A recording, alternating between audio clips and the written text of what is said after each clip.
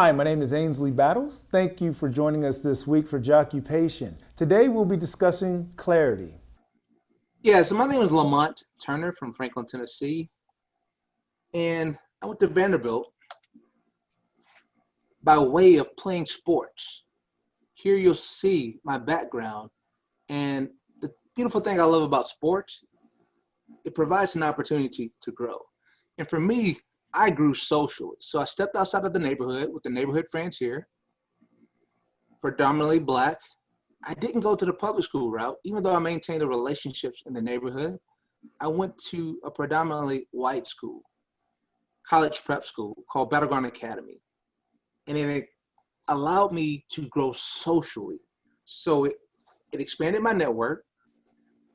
It allowed me to expand on my social skills and learn how to network a lot more.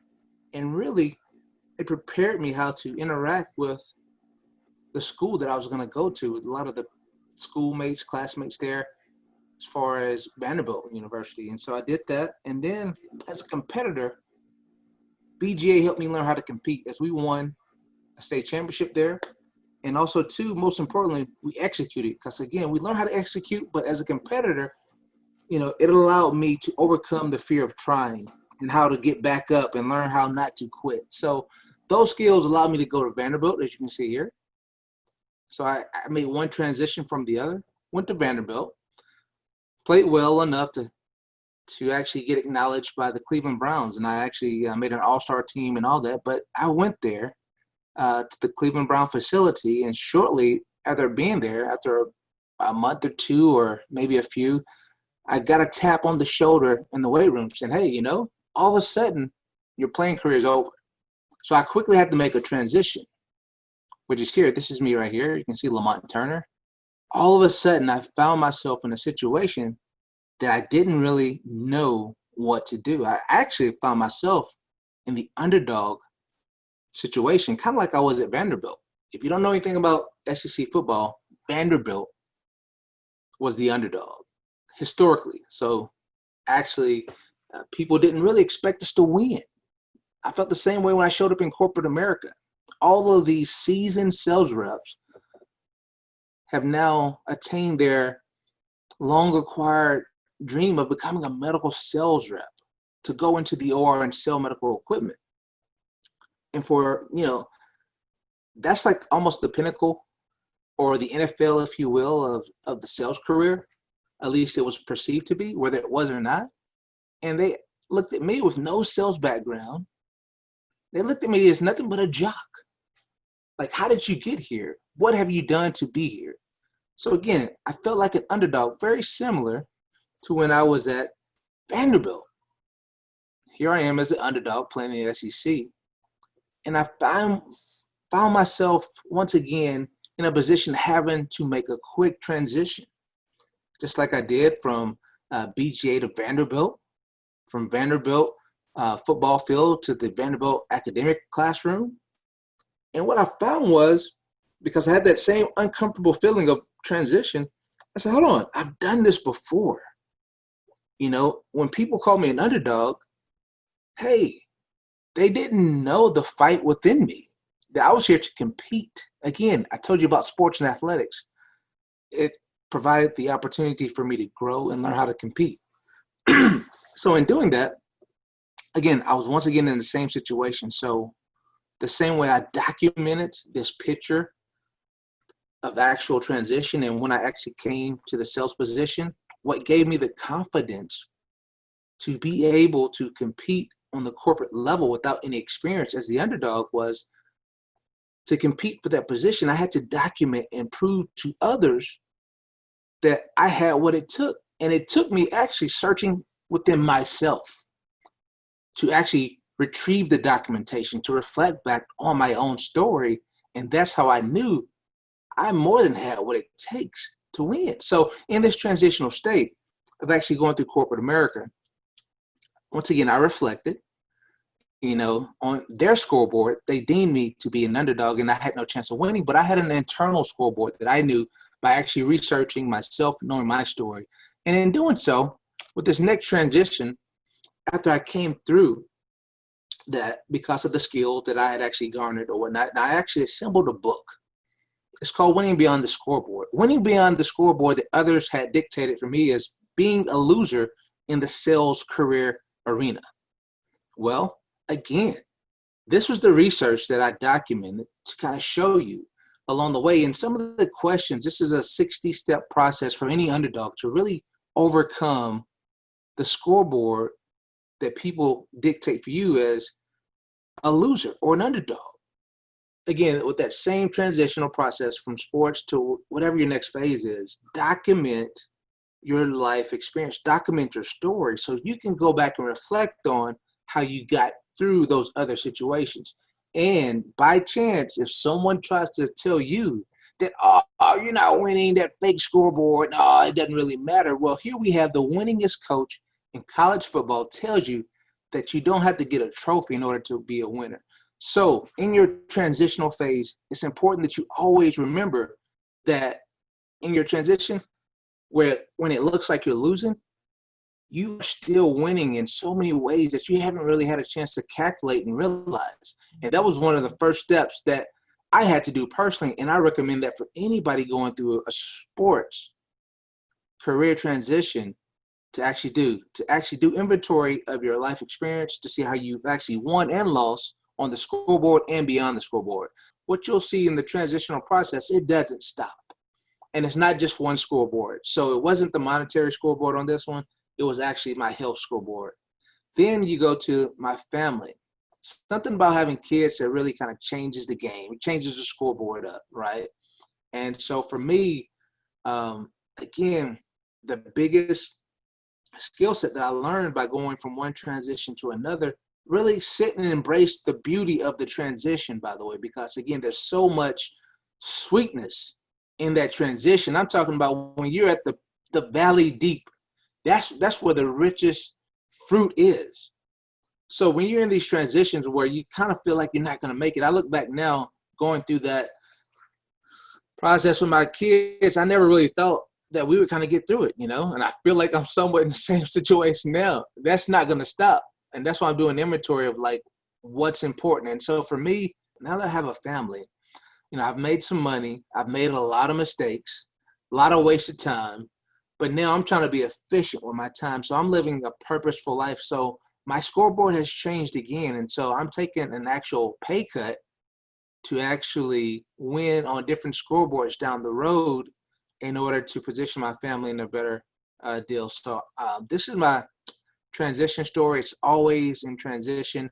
And that's why, the pinnacle of my actual story is, hey, I'm always under construction. Coming soon, the next phase, we'll have to wait and see what that's going to be. But please know and believe I'm under construction. And the transitional process is a beautiful process. Embrace it, because you'll see your story, how you're a winner despite what it looks like on people's scoreboard and your scoreboard at the time. So that's how I kind of got to where I'm at right now. At that part of the show where we talk to our jocks that are going to give us practical advice as to how we can use clarity in our personal relationships. So again, we're joined with Brooke Malone. Thanks so much for joining us. Hey there, of course. Happy to be here. So as we're talking about clarity, right, the ability to see clearly, when it comes to our relationships, what does it mean to see a relationship clearly? Yeah, so when it comes to clarity in relationships, I really think it ties back to purpose. So what we touched on in a previous episode was knowing the why. And once you understand your why, that outlines a lot of clarity for you, because you'll know how you want certain people to move in your life, how you want to move with them around, when you want to engage with them. So when it comes to clarity and relationships, that's a big deal and important, because you don't want to waste your time. Time is the most valuable commodity we have, and we don't want to waste time with anyone who isn't going to be supporting us in what we're doing, and vice versa, right? Like, you don't want to be dead weight to anybody either. So just being clear on like what your expectations are around, relationships, whether it's social, professional, it's always important. You brought up a good point about clarity and its relationship to purpose. Could you elaborate a little bit more as to how do those two concepts, how are they related to each other?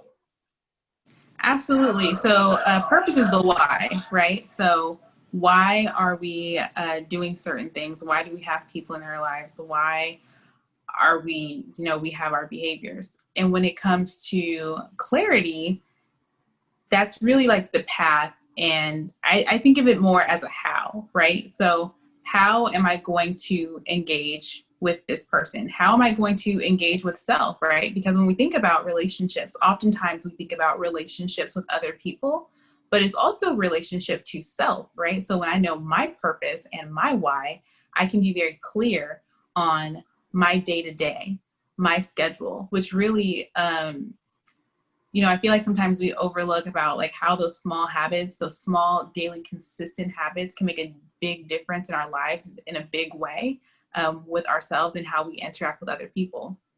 So again, when you know your why, you then know your how, like how you're going to move with people, how you're going to move around them. And that's a pretty strong connection. Just to remember, your ability to communicate clearly is going to open tons of doors for you. So walk away knowing this, that it's funny because this all lines up together. When you know your purpose and you know the reason you're doing something, you know the why, and you can communicate that clearly, it allows you to fall into these other steps, which is, pretty practical things. Speak slowly and clearly, listen. A lot of times when we think about communicating clearly, we think about our output, not what we're bringing in. So make sure you are listening to the other person attentively, because when you listen to them attentively, you are then able to respond in a way that's appropriate and that is in a way that they can understand, and they're going to remember you for that. Because we know lots of folks listen with the intent of responding, not with the purpose of understanding and hearing where that other person is coming from. So, number one thing is to, remember what you want that person to walk away with. Speak slowly and clearly. Listen to them. And when you listen to other people, it will help you with your own clarity. How important is that to somebody's diet and or physical fitness routine? As far as clarity, knowing your diet and fitness is very important, because you have to have a beginning, a middle, and an end. Yeah, but a lot of times, if you don't have an end, or even if you don't have a middle, you're just going to the gym, eating whatever, and then the results are going to be whatever also.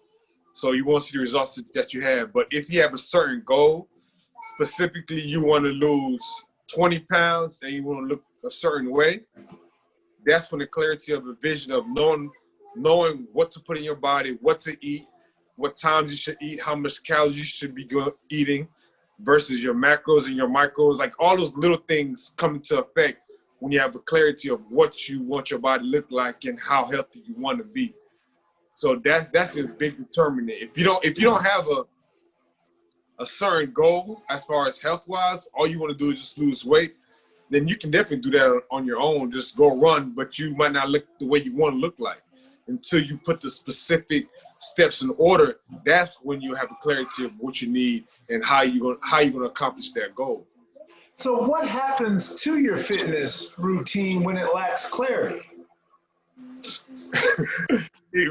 As far as the lack of clarity, what happens is you're going to have a lack of accomplishment. So basically, you think you might say, "Oh, I go to the gym every day, and I've been going for a month. I don't see no results."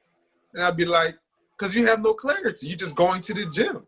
Like, what are you doing when you go to the gym? Well, I go to the gym and I spend about 30 minutes on the treadmill. Then what? Then I'll take a break, talk to some people, and just go on to the next exercise, do a set, take about a minute-long break. I'm on my cell phone. That's why you're not having no results, because there's no clarity there. You're going to the gym. You think you're going to the gym to where you to be able to lose weight, but you're really going there wasting your time because you don't have the specific steps that you're following. If you have the specific steps that you're following, where there's a clarity, like I'm going to do this, 30 seconds between each set, that's clarity. Not say I'm going to the gym, get on the treadmill for 30 minutes, then do some weights, and then you're really yourself on the whole time, wasting time. There's no clarity there. what I'm hearing is if I have clarity, so say I have a picture of a body type that I want. Mentally, yes. Or even physically, I can go into a magazine and cut out whatever the beach body is that I want. Right. What I'm hearing is if I'm clear as to say, this is what I want to look like, I can take this to a personal trainer who will know diagnostically what to do to accomplish that. Right. Now, Close to. now the real work becomes the person having to do it. Because I can write a plan all day. That's easy. Right. The hard part is getting up at 5, dedicating yourself, sticking to the plan, and following the process. Mm-hmm. The thing is,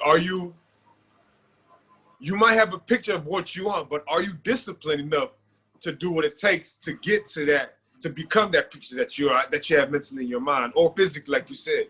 Are you disciplined enough to get up, like you said, at 5 o'clock in the morning? Are you disciplined enough to eat the right foods? Are you disciplined enough to plan your food throughout the week to where you won't rush yourself to McDonald's to have you have your food in a little cubby that you take with you every day? There's a level of discipline when you want a level of a goddess body, like I would say. If you want a body, like you want the pack, you want the chills, there's a level of discipline to get to do that. But if you don't have discipline, do not say, I want to look like this, Harold. Can you make me look like this? I'll tell you no, because you don't have the discipline. So there's no need to even try to get there, because even though you shot your goal so far, but you're not willing to put in the work. So I'm not God. I can't just tell you, you look like that in 6 weeks, because I would be lying to you. And you don't want a personal trainer that's going to lie to you. I said, I can help you attain that goal, but are you willing to be disciplined to reach that goal? Ashley, thanks so much for being with us. Excited. So as we're talking about clarity, and I'm looking at this huge internet of nonprofits, how can I start, or what should I ask myself as I'm looking through these organizations to help me better see clearly, is this organization meeting or living their mission? Yes, and I think when you're at that point, there will be things that have stood out when you're doing your research and you're wanting to become connected to something that's great, that's bigger than you, right? There will be things that stand out to you the most. And I think in the culmination of those things, it's now time to say, okay, now it's next steps. They resonate with me in a way that this one didn't. And how can I know that my gifts and my talents in connecting with them will be furthering that organization's mission? So now it's scheduling the one-on-one. You've read about them, you've heard what they do, you've gotten feedback from, community advocates, family, friends. Now it's actually scheduling that meeting to discuss in detail. Now I've heard a lot about you. Now I want you to explain it to me. I want it to be, very clear in terms of how you see with your community organization in this community, how it's furthering the mission of the organization. What has the impact been? Share a personal testimony with me. I want to hear that what I've read online or what I've read, in different newsletters and different things like that.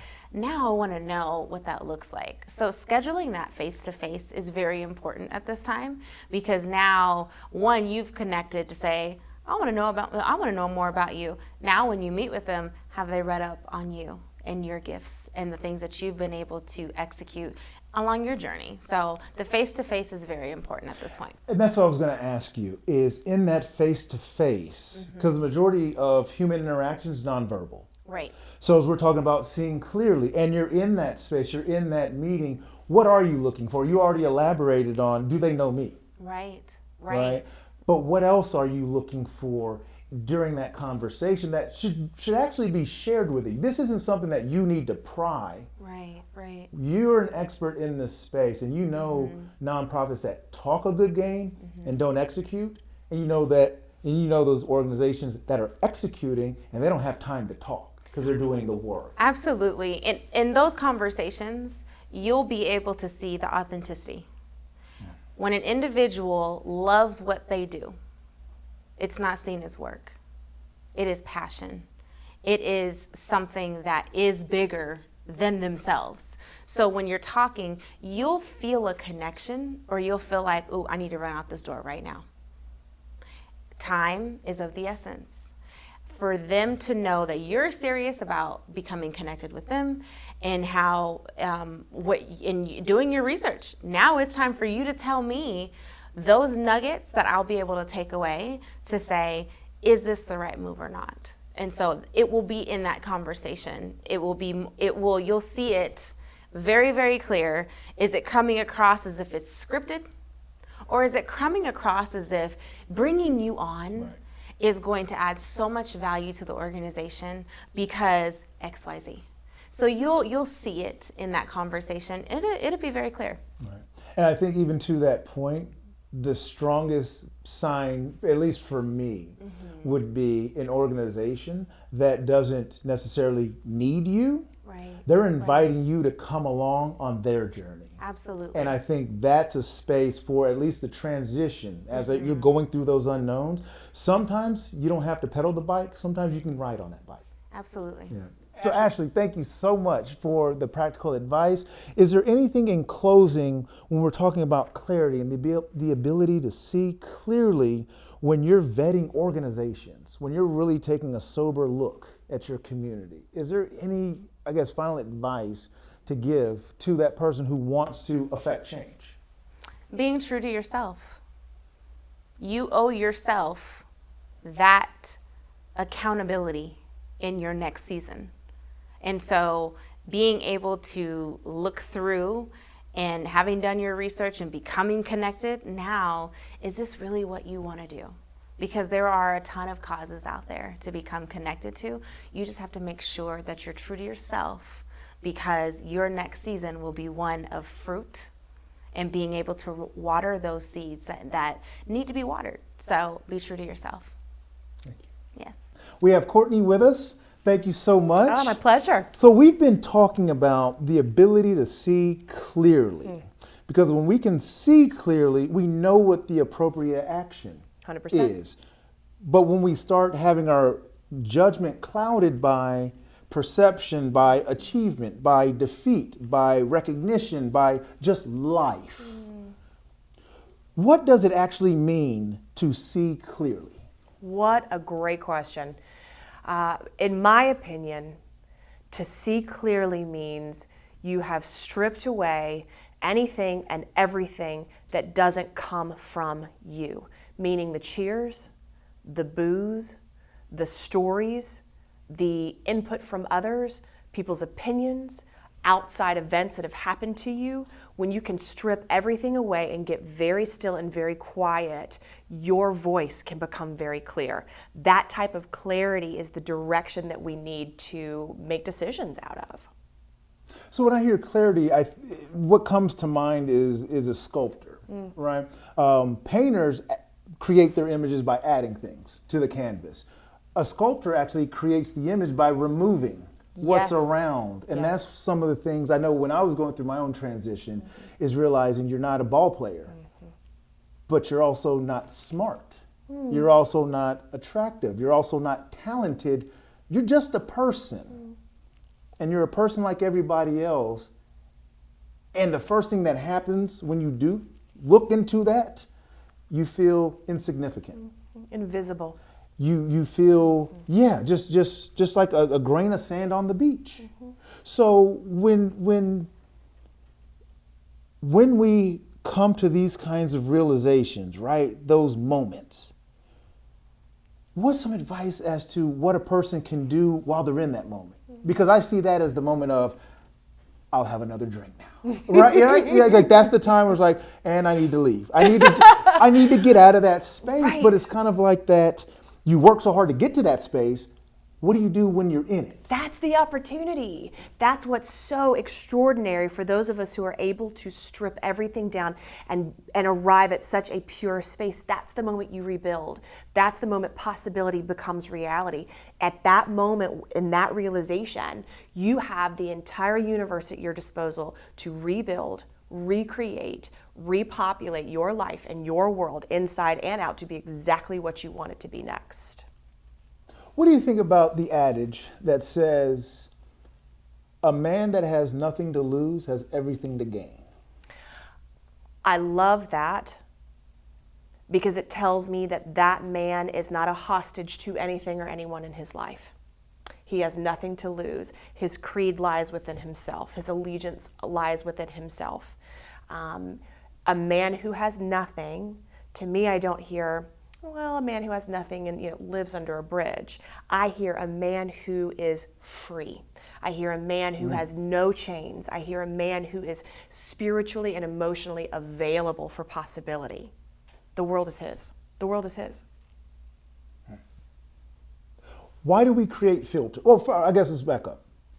What is a filter? When people say, when we all look from behind our eyes out, we don't, by nature, we don't see clearly. We have certain filters Absolutely. that are installed at birth and as your upbringing. Why do we have these filters? Why are they put in place? So I see our filters almost as, like a screen on a screened-in porch.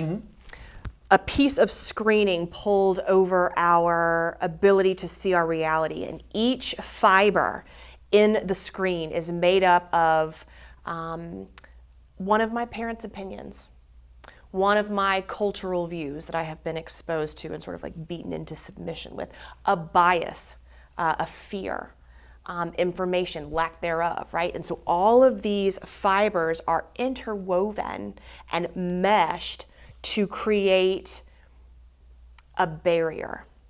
That's the opposite of what we're talking about in terms of freedom. When that mesh, when that screen lifts, there is so much possibility. You can hold more than one thing or more than one idea to be true at the same time.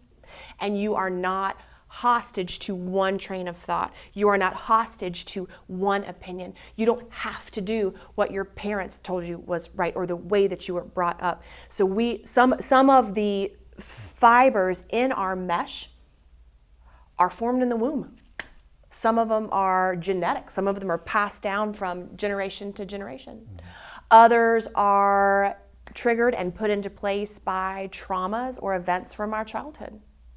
Others are put into place by trying to adopt and assimilate to those around us so we feel a part of things and we don't feel like the weird kid or the weird person, right?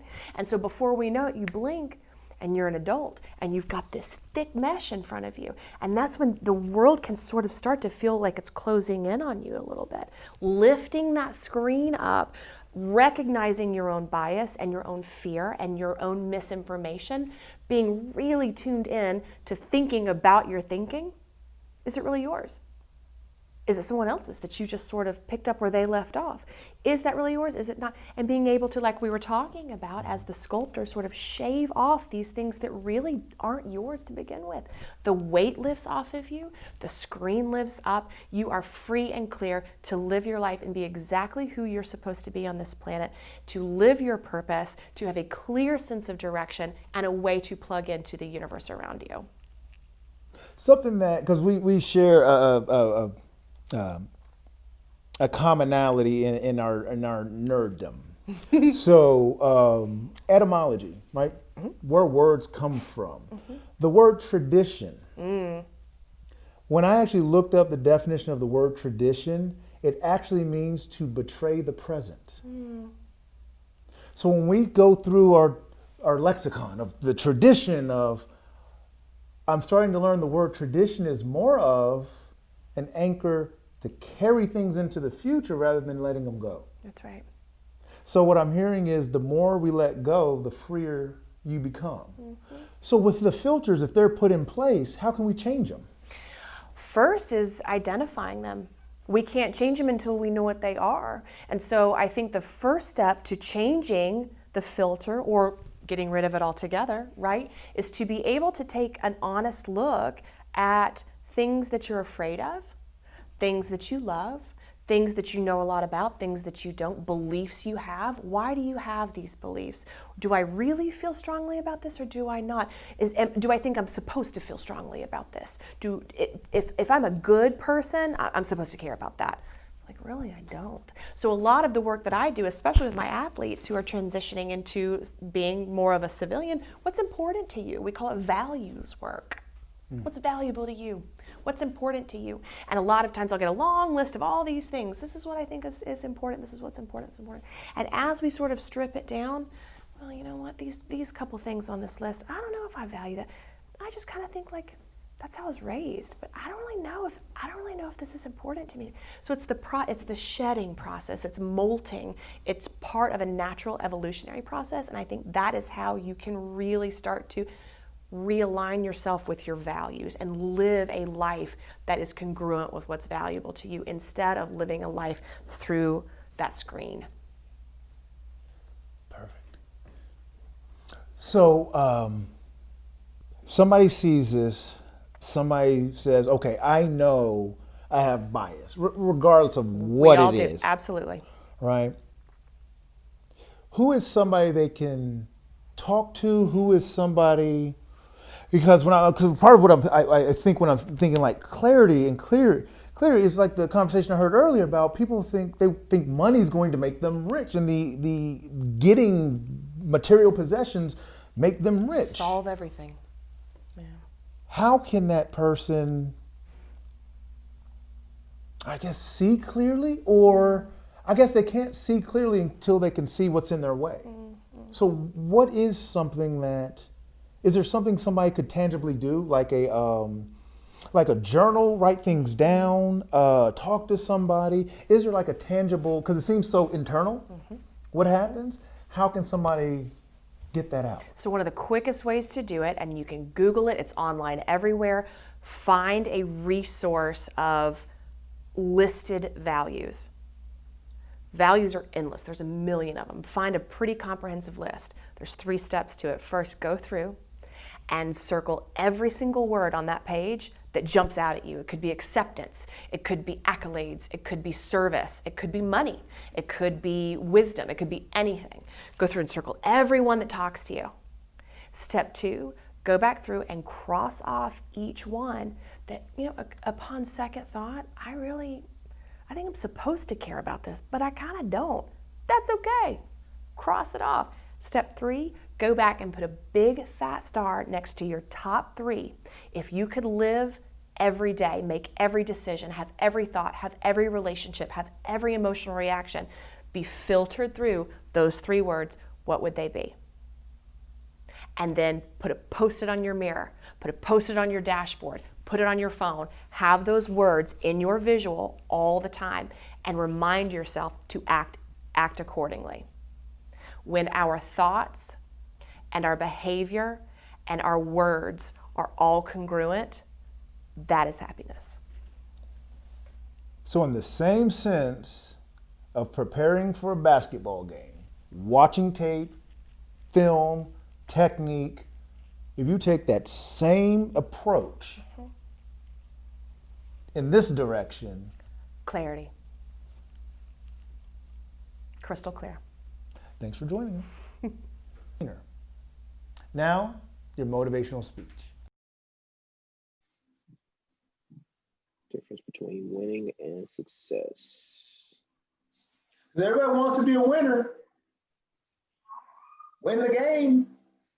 Yeah. But people say you want to be a success in life. And I think that comes down to the defining the definition of it, because like, okay, winning and losing is finite. It's like it's a game, it's a competition that's and it's 60 seconds. So at the end of the 60 seconds, you either won or you lost. All right. And so, you know, oftentimes the technique, and I learned this from, I would say Nick Saban. Nick is always talking about, you know, it's about striving to be perfect. It's never a loss. It's a lesson learned in a sense. It's kind of like that's how life progresses. It's kind of like, you know, life is just a bunch of lessons. You know, even a loss is a lesson to ultimately help you continue to develop and grow. And even, you know, because you oftentimes you learn more from your losses than you do your wins. Why? Because we love the exhilaration of the win. It's the pats on the back, and we feel that, okay, A plus B equals C because that's what we were working towards. But is when A plus B, you did A plus B correctly, and it doesn't equal C. You get that big L. You know, so it's like, all right, what did we do wrong? What do we need to change? What, you know, sometimes it's like you miss here, you miss there. Sometimes you just got your butt kicked. You know, it's like it just comes down to that. But with success, I think success has to be defined by that individual, by the person that's living the life in which what they define success as. You know, oftentimes we quickly bundle success as, you know, the dollars in your bank account, you know, the house that you have, oftentimes the stuff.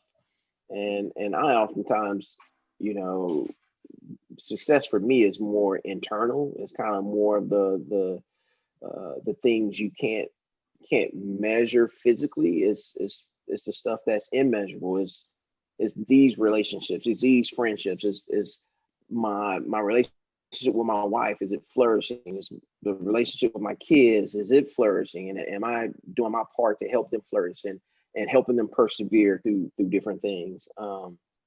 And as well as, you know, being able to do work that I enjoy, as I strive to continue to mature and grow and help other people. So that's, for me, that those are some of the key components of how I define success for myself. Thanks so much for joining us this week for Joccupation. We hope you enjoyed this week's episode. Please join us next week when we'll be discussing giving back and charity.